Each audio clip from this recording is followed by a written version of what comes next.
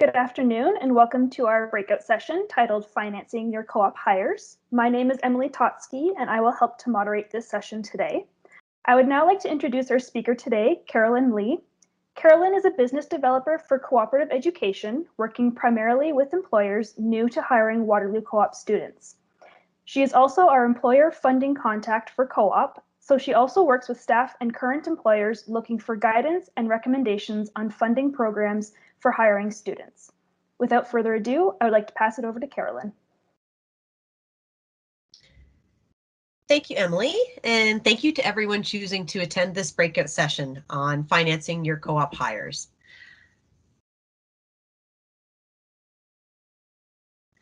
So this is a very big topic, so I will preface the session by saying this will be a very general overview of what is available to organizations wanting to hire co-op students. We have a more comprehensive outline of funding programs on our website, and hopefully this provides enough information for you to get started, especially if this topic is brand new for you. So we have a lot to get through, so I'm going to go ahead and get started.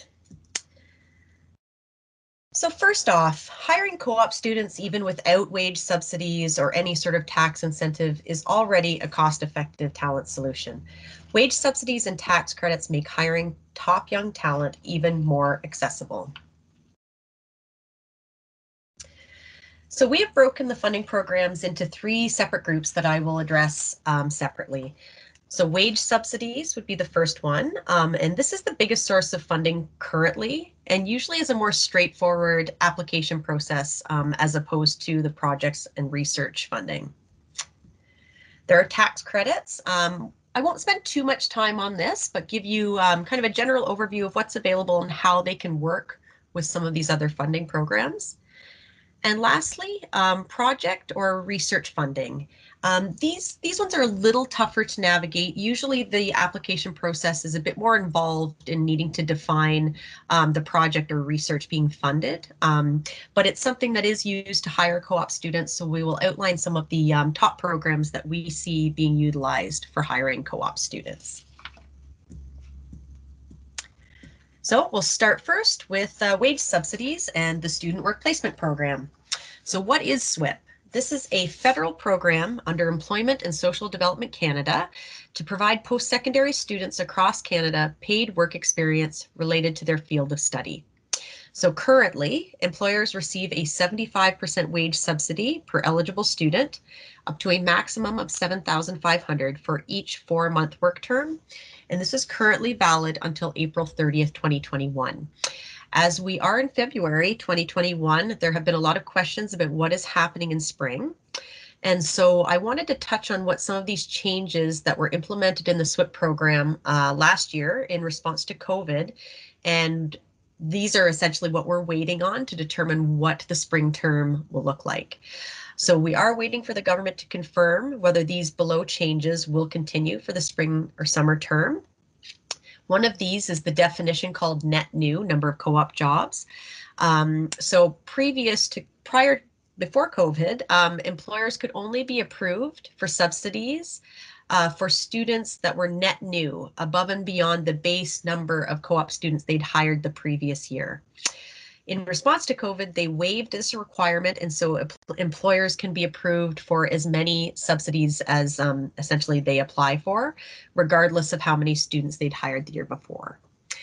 Additionally, I'd mentioned on the previous slide that it's currently a 75% wage subsidy, and this was a change as pre-COVID, it was a 50% wage subsidy, or 70% was allocated for students hired from underrepresented groups. Another change made was that post-secondary institutions were eligible for receiving SWIP funding for hiring students as well. So we are waiting to find out what's happening in spring term. We're hoping we will know within the next week or two what these will look like as of May of this year.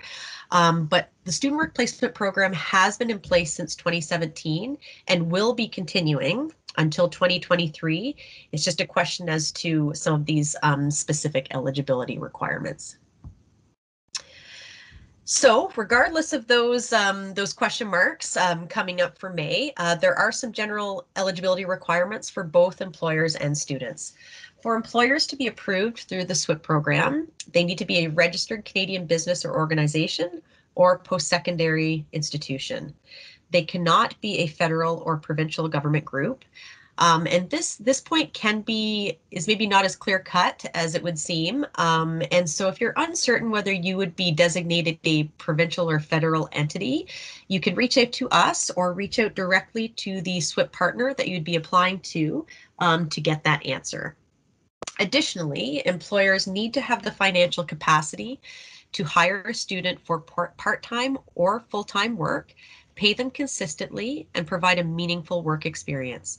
The subsidy is paid out after the work term is complete, so the employer does need to have the cash flow to pay the full wages for the work term, then provide proof of the wages paid, and this is used to calculate the subsidy, which is paid back to the employer. Additionally, there are some eligibility requirements put on the students as well. The students hired must be Canadian citizens, permanent residents, or protected people defined by the Immigration and Refugee Protection Act. They must also be registered as a full-time student in a post-secondary institution program. They can be undergraduate or graduate students, and they cannot be an immediate family member of the employer. It is very important to note that this does mean, unfortunately, that international visa students are not eligible for this program. So if you have applied for SWIP or intending to apply for SWIP, we can provide you some verbiage that you can put at the top of your job description to let students know that this would be a SWIP funded role, and so that they are aware of the eligibility requirements up front. So it is a federal program, like I mentioned. However, what the federal government did was they designated 12 different industry delivery partners to take care of the eligibility and the administration of the program. So these SWIP partners all have the same general employer and student eligibility, but they may also have their own industry or sector requirements. So I'm not going to talk in depth about each of these today. We do have all of these listed on our website with more information about this eligibility, links to their contact info, and links to their application portal. So the industries that are covered through these SWIP partners are biotechnology and healthcare, aviation and aerospace, electricity, renewable energies, the environmental sector, manufacturing, information and communication technology, mining. Also, there are two partners, Magnet and the Ontario Chamber of Commerce, who have no industry requirement. They just ask that the work be a quality work integrated learning opportunity for the student. Additionally, Magnet does have some extra healthcare subsidies similar to what BioTalent Canada has. And lastly, for finance, there are no wage subsidies available, but they provide hiring resources for the finance industry.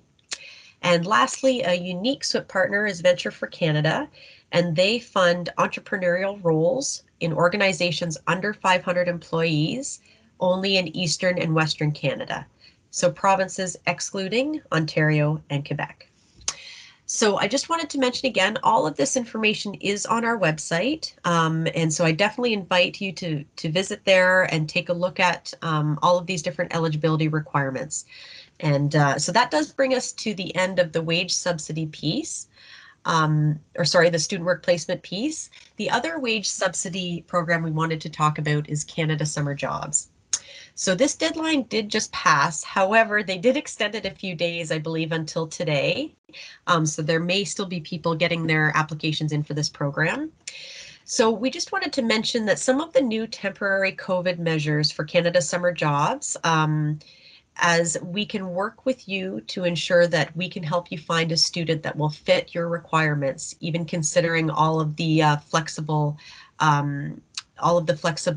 requirements now for Canada Summer Jobs. They have increased the wage subsidy, so funded private and public sector employers can also receive up to 75% of the provincial or territorial minimum hourly wage for each employee hired. Additionally, they're allowing employers to offer job placements between April 26th and February 26th, 2022. So that means if you're approved for the program, you do not have to hire your student during those traditional summer months if it doesn't really fit for your organization. Additionally, they're allowing employers to adapt their projects and job activities if the proposed project is impacted by COVID-19 restrictions after the agreement is signed, and additionally allowing employers to hire staff on a part-time basis. So our staff can definitely work with you if you do get approved for Canada Summer Jobs and you are interested in using this funding program to hire a University of Waterloo co-op student. The other wage subsidy program we wanted to touch on today is Young Canada Works. So Young Canada Works, once again, we are dealing with deadlines that are happening this week. Specifically, Young Canada Works in both official languages, the deadline is today. And they fund roles between 6 and 16 weeks long, supporting organizations in Canada which conduct activities in both official languages. And so they contribute a maximum of 50% of the students' employment costs for private and public sector organizations, and a maximum of 70% for nonprofit organizations. For Young Canada Works and heritage organizations, they also fund roles between 6 and 16 weeks, but they're supporting organizations that have a heritage mandate. So we have this information on our website for you to understand what that eligibility is, but generally speaking, most museums and libraries fit under that heritage mandate. So Young Canada Works and heritage organizations normally contributes between 50 and 75% of the students' employment costs, and may, however, contribute up to 85%, but cannot fund more than $10,000 per job. And the application deadline for this program is this Friday, February 5th. So this does bring us to the completion of the wage subsidy programs. I just wanted to mention again, there's more information about all of these programs on our website. In addition to a web form at the bottom of that site that where you can be added to our mailing list for monthly funding updates with deadlines and upcoming programs. So we did want to touch on tax credits as well. There are a few different tax credits that are specifically for hiring students. I have mentioned here Ontario and Quebec, which are two of the most utilized ones. These tax credits can be stacked with federal funding, but can only be applied against the wages that are not subsidized. So for example, if you are approved for SWIP, which is a 75% wage subsidy, you can only apply the tax credit against the 25% of the wages that you would be paying directly and are not subsidized. Other provinces do have tax credits that can be used for students' wages. Just check our website as we have listed those by region, and these do change periodically, and so we try to keep that as up to date as we can. So research and project funding. So there are many federal and provincial programs that provide funding for operational costs and research projects and can also be used to cover some wages. Most of these programs do stipulate that if approved for funding, all of the funding cannot usually be used for wages or salaries, just a portion. So one program is the National Research Council Industrial Research Assistance Program. And this is for any organizations looking to hire young talent to assist and work on projects related to research and development, engineering, multimedia, market analysis, or to help develop a new product or process. Another source of funding is MyTax. They have a few different programs. We've listed MyTax Accelerate here.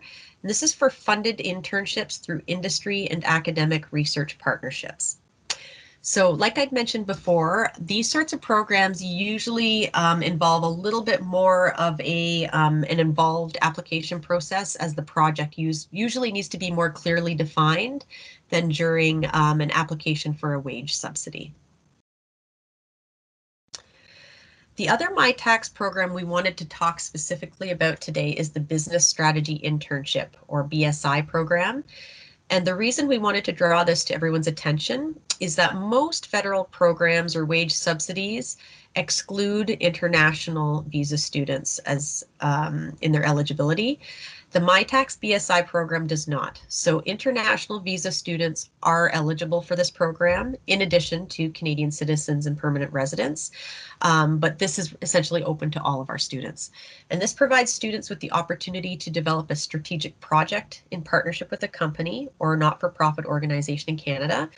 And the strategy can be wide-ranging. It can be related to product redesign, product and services pivot, marketing, operations, finance, logistics, etc. And how it works is the employer contributes $5,000. MyTax contributes $5,000, and then this is paid to the student through the University of Waterloo Office of Research for a 4-month work term. So we actually have a much more involved webpage for this program on our site, and we have some staff in place that are working with MyTax and the University of Waterloo Office of Research to administer the program.